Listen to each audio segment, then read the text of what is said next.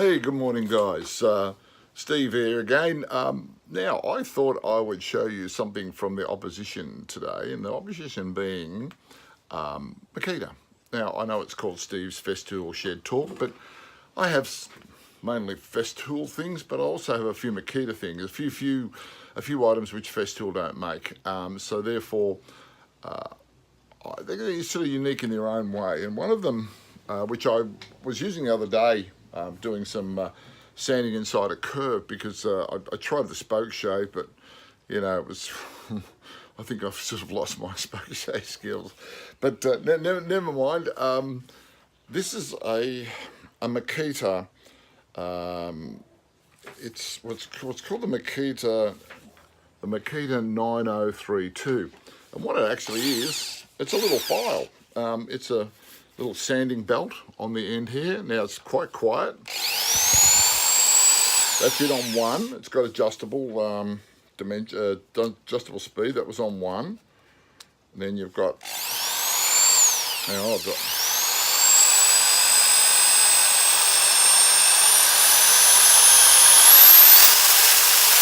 but it really can't. For what I wanted and for the purposes of what we're doing with soft timber is I've just one. So it's quite, so it spins around there like so. You've got a little adjustable tracking thing here, so if you watch it, this is the tracking, having it right on. It's just you flip this here, and that changes the belt. You can actually change the angle of the unit. Look, see, you can hold the handle down here or hold the handle out here.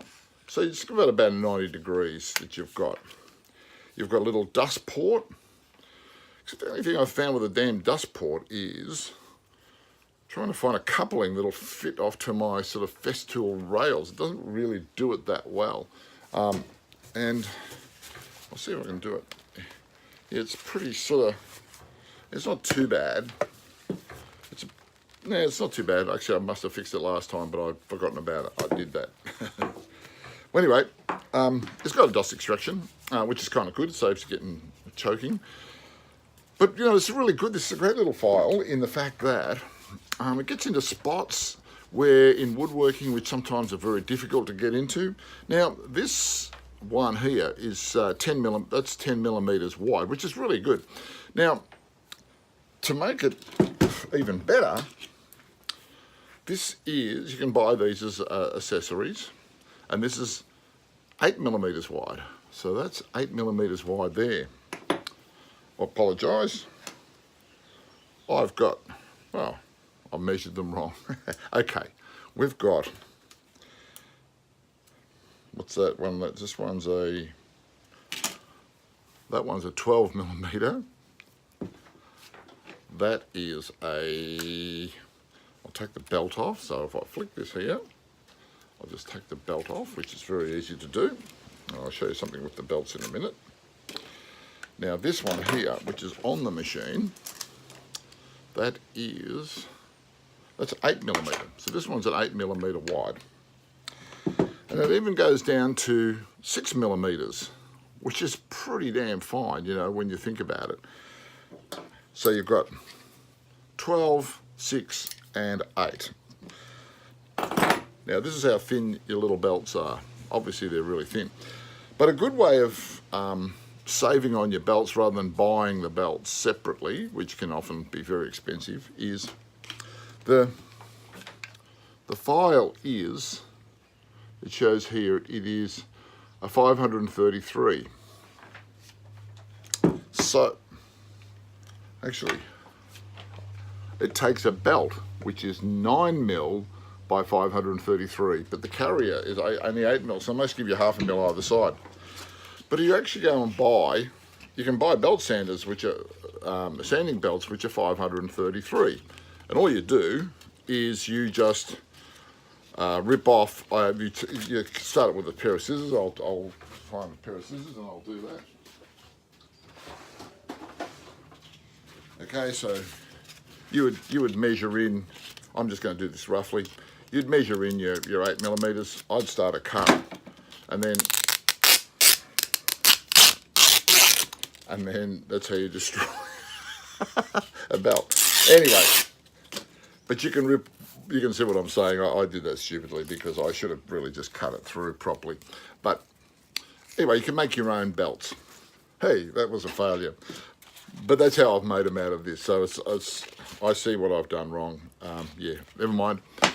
That's how you do it. You can cut them with a blade or something like that.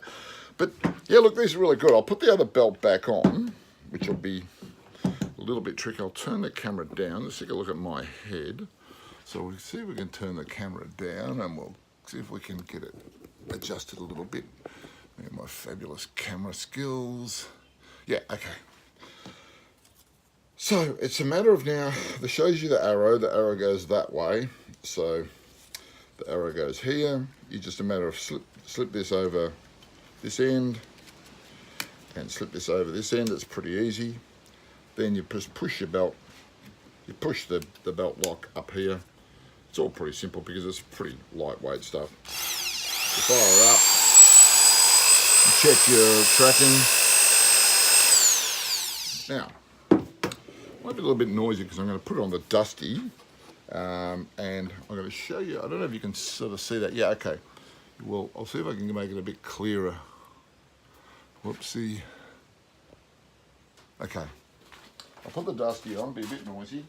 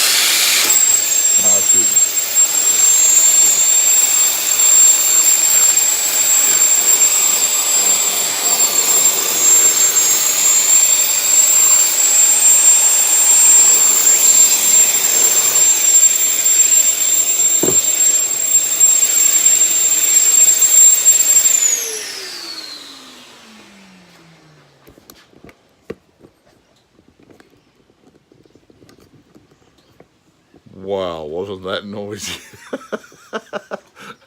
And it fell off and it was very difficult to use. Okay. So look, this just gives you a bit of an idea. Now you saw how easy that was kind of, I mean, I just did this sort of randomly, did as such, but you can see how it was really good just to easily file that out.